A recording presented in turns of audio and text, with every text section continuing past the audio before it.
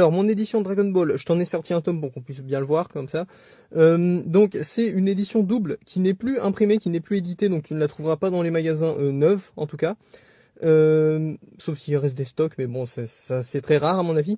Et pour tout te dire, déjà, à l'époque où moi j'ai commencé à l'acheter, cette édition-là, elle était déjà sur le déclin, on va dire.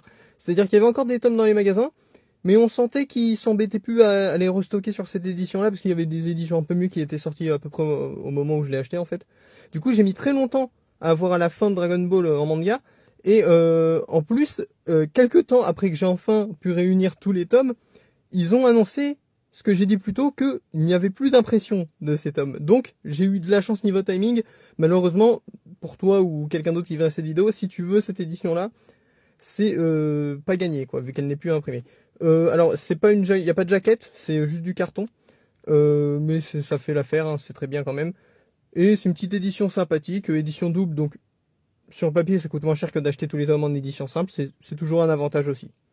Et vu que les hasards de mon temps libre ont fait que que le jour où je tourne cette vidéo, le décès de Akira Toriyama vient d'être annoncé, j'en profite pour glisser un mot pour dire à quel point Dragon Ball c'est l'œuvre qui m'a fait comprendre que j'aimais les mangas. L'anime Dragon Ball Z, c'est le moment où j'ai eu le déclic en fait.